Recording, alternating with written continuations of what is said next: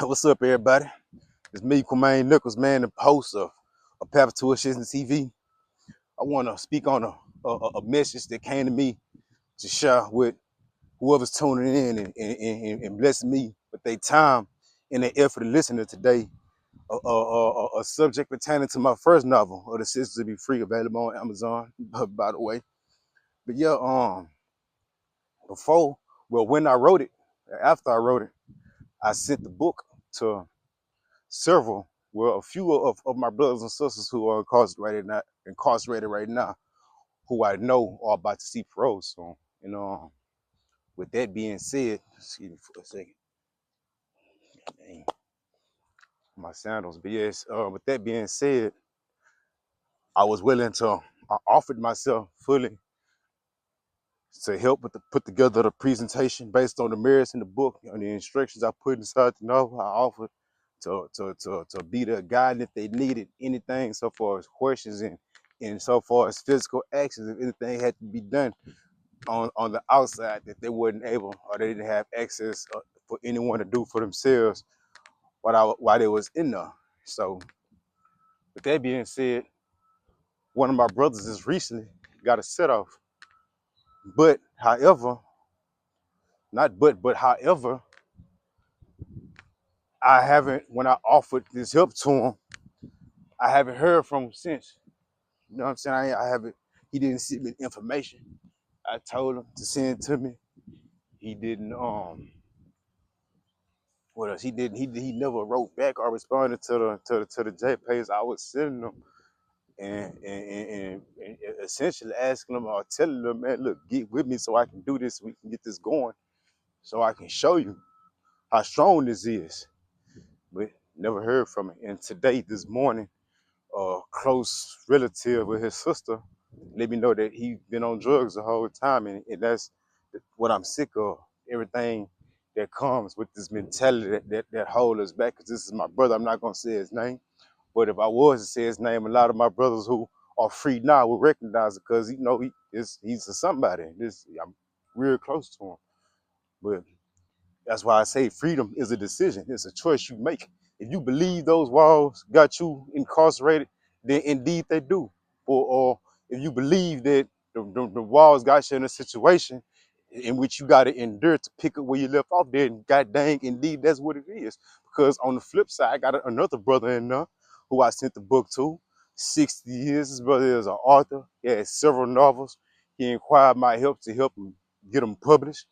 It's another reason in which inspired me to start my own publication company, so I can help brothers who was in this situation, needing someone or avenue to get their works published and not get had to basically give away their rights in the process. So that's what I do for all my brothers and sisters who are incarcerated. I also have my own publication platform in which I offer distribution, and I will help get manuscripts published. And I honestly don't want it down. You keep all your rights.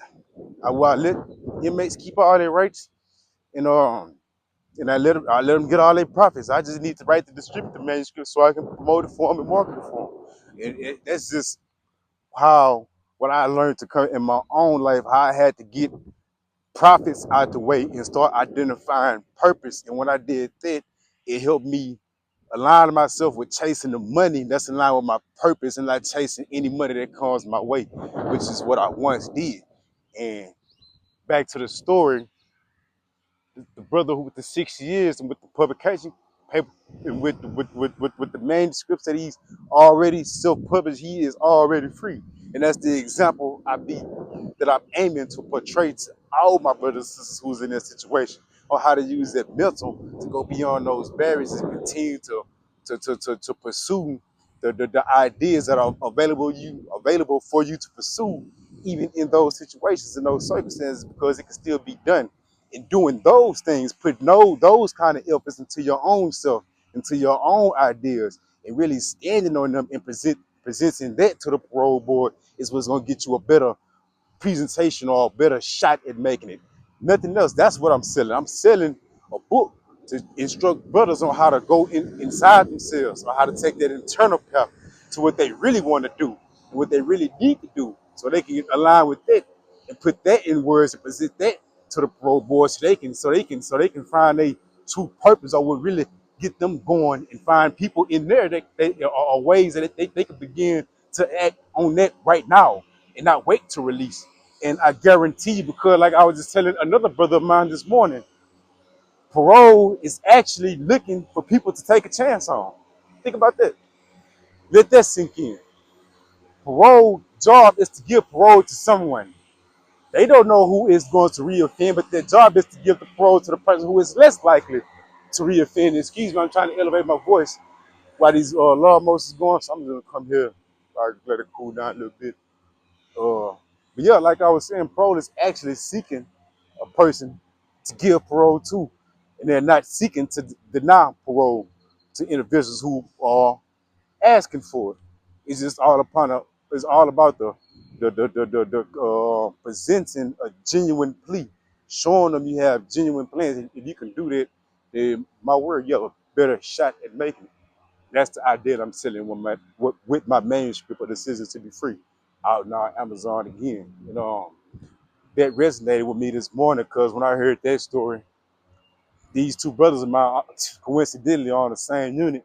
So I told the brother with the 60 years to go get the book immediately from the brother with the 27 years who just been denied parole, who was not and obviously didn't even attempt to utilize the information I put in the book for him to utilize, which is highly offended because when I wrote the book, I wrote it with the intentions on the message inside the book to resonate with the ones who it needs to resonate with. I want the book to resonate with the ones who are genuinely doing better and see themselves doing better even beyond those walls. That's why I went with the book. If a person isn't on that path, he shouldn't have the book. Well, I'm not gonna say that because all man has hope, but at the same time, every time I come across these situations, I'm reminded of the words of Yeshua, or better yet, who are most popular known as Jesus. When Jesus was doing this thing, for lack of better words, and he noticed a woman who asked basically for him to bless her. And he flat out told this woman, I didn't come here for you. I came here for the ones who came here to hear me speak. And the woman's response was, even the dogs are deserving of the scraps that fall from the master's table. I may be misquoted to a degree, but essentially that's the story. And that response from her is what elicited a response from Jesus. And he gave her a blessing. But all the message that in which he initially responded, I didn't come here for you, resonates with me like to my core because I know the things that I speak on will fall on deaf ears to a person who's not listening to it. So I'm only talking to the ones who listen. So if you're not listening, I'm not talking to you. Point blank, period. And that's why I show a high amount of appreciation to the ones who tap into these things when I do them. Because in my community where I'm at, it's a big difference from what people normally see from me. This people normally see, period. But I'm tired. Like I'm tired of seeing the same things. I'm tired of seeing the same circumstances, the same results. I'm tired of seeing my kind suffer from that same mentality. And don't get it twisted. I don't do this for an ethnic angle. Initially, uh, my main focus is to I would love to see our people come together and create a culture together and do something together and build on something we can stand on together and unite behind it. And I always put my fight towards it. I always put my effort towards it, and I always line towards it.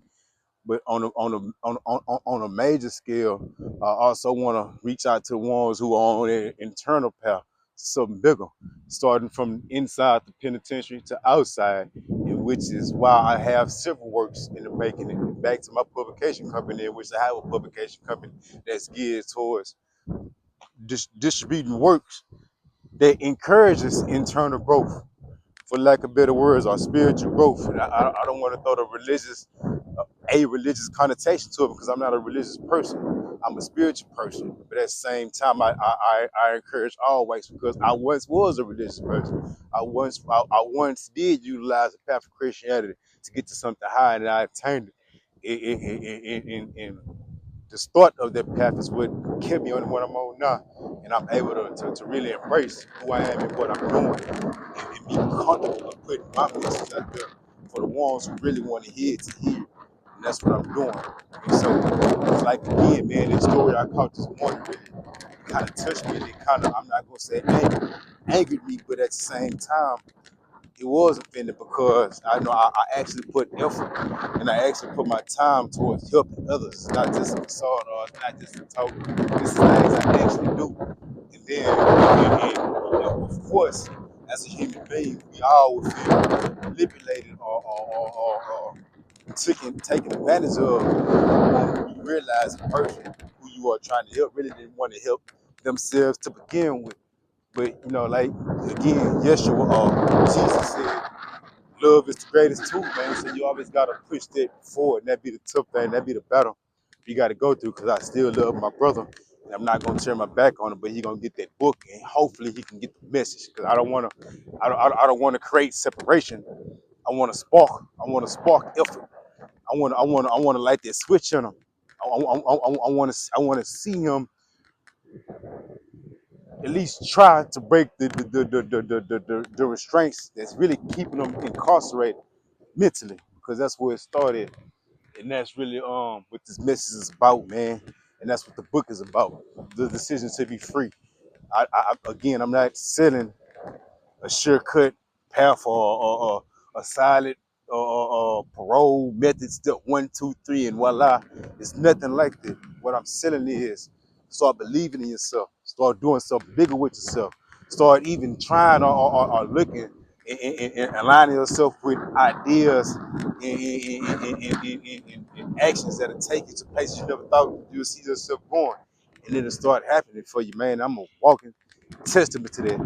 Like I will have more content coming soon pertaining to this subject, pertaining to the decision to be free, and also my latest installment, the beginning of cultural appropriation for people of color, where I can get even more passionate and delve into more topics that resonate with the ones who want to hear it, because it historical and it's extremely interesting about people of color, melanin Americans. Like what I'm standing on, I'm stamping melanin Americans, man. And that's I claim that title because I don't want to be black and I don't want to be African. Those are two classifications that we didn't fight for. So the ones that we can find together, whatever it may be, if it's melanin American or if it's something greater, let's just come behind it, put it on us, and get it in goddamn Congress. Let's do that. But I'm gonna go on cut it short. It's a little longer than I wanted it to. It just feels so good out here, man. And I'm just trying to get my comfort in with getting in front of the audience and sending a message and letting it find who it's supposed to find. So with that being said, I appreciate everyone who did give me that time today. Man, I love you. Much blessings to you and yours and your family and all that you're doing, man. I wish you the best and beyond. And thank you. And tune in again for the next one.